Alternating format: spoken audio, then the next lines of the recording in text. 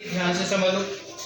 Quadrilateral ABCD is quadrilateral और ये AB equal to BC equal to CD equal to DA, तो इसकी four sides equal है।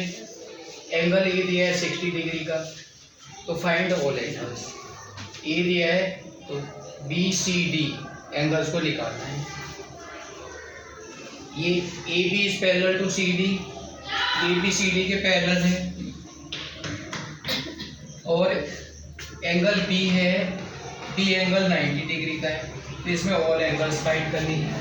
Pythagoras theorem से इसकी AB निकालनी है, पाइथागोरस थ्योरम।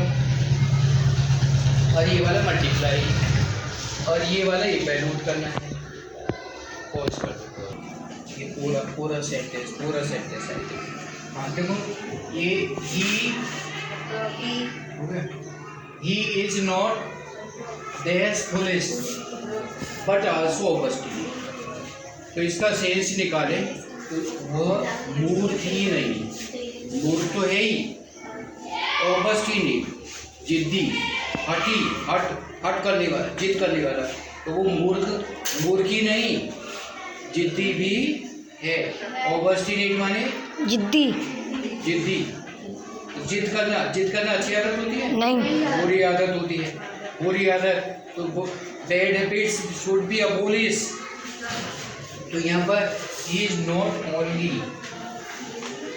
ओनली आएगा, वह मूर्ख ही नहीं बल्कि जिद्दी भी है। ये ओनली वर्ड के अलावा और कुछ नहीं आ सकता।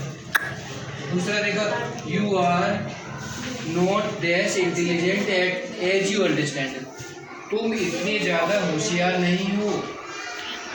क्या बोला मैंने क्या बोला था? ध्यान से, क्या नहीं था बोला चाहिए, मैं समझा रहा हूँ। You are not so intelligent as you understand, तुम इतने विद्वान नहीं हो जितना कि तुम समझते हो। तो यहाँ पर यू आर नॉट सो माने इतना, तुम इतने इंटेलिजेंट नहीं हो जितना कि तुम खुद को समझते हो। नाइदर यू रीड, ना तो तुम पढ़ते हो, और डू लेट अदर रीड्स, और ना ही दूसरों को पढ़ने देते हो। तो यहाँ पर नाइदर के साथ में आएगा ही, नॉर आएगा। नॉर नाइदर यू रीड, ना तो तुम पढ़ते हो ना ही दूसरों को पढ़ने देते हो।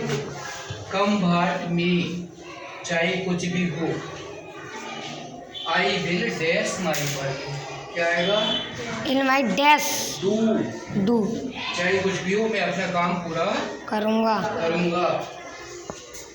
In spite dash all convenience he is very weak, तो कन्वीनियंस माने सुविधाएं, सभी सुविधाएं होती हुए भी वह बहुत खराब, कमजोर है। वीक माने कमजोर, मुझे इंग्लिश पढ़ना भी नहीं आता, कमजोर है। सब सुविधाएं, पंखा भी लग रहा है, कूलर भी लग रहा है, सब कुछ सुविधाएं, लेकिन फिर भी वो बहुत कमजोर है। तो इन स्पाइट क्या आएगा यहाँ पर? इन स्पाइट ऑफ, ये कंजक्शन है, इन स्पाइट ऑफ आएगा।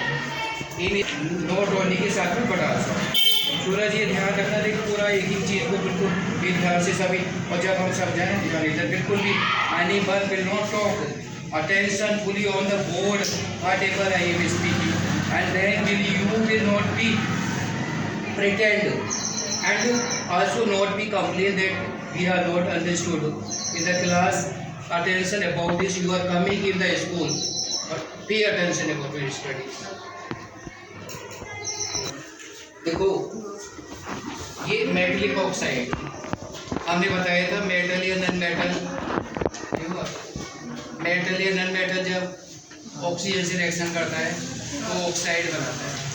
मेटल रिएक्शन करता है तो मेटलिक ऑक्साइड बनता है, ऑक्साइड। नॉन मेटल करता है तो नॉन मेटलिक ऑक्साइड बनता है। Yes sir.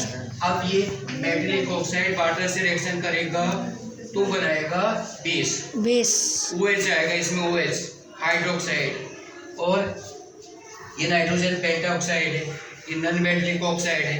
जब ये वाटर से रिएक्शन करेगा, वाटर H2 होता है ना, वाटर से रिएक्शन करेगा तो एसिड बनाएगा ये। तो नॉन मेटलिक ऑक्साइड एसिड बनाता है और मेटलिक ऑक्साइड बेस बनाता है। तो यहाँ पर देखो सभी के सेम होगा, इसमें सब में OH आएगा।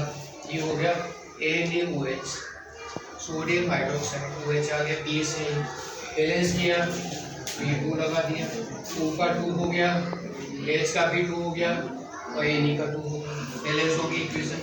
इसी तरह से KOH हो गया, तो बैलेंस किया, इधर आ गया MgOH whole twice, OH whole twice होगा, ZnOH होल ट्वाइस, बैलेंस करना है इसको, AnOH whole thrice, FeOH whole thrice.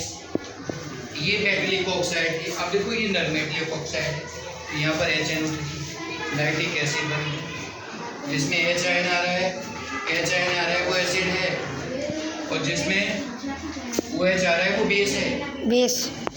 तो ये H3PO। तो अगर इसमें हमने लिटमस को डाला, रेड लिटमस को एसिड में, इसमें जो डाला बेस है ना, बेस में रेड लिटमस को डाला तो कैसे हो जाएगा? दिन मैंने बताया था सर वाइट ब्लू हो जाएगा। बेस में रेड लिटमस जो होता है वो ब्लू हो जाता है, और ये एसिड है, एसिड में ब्लू लिटमस रेड।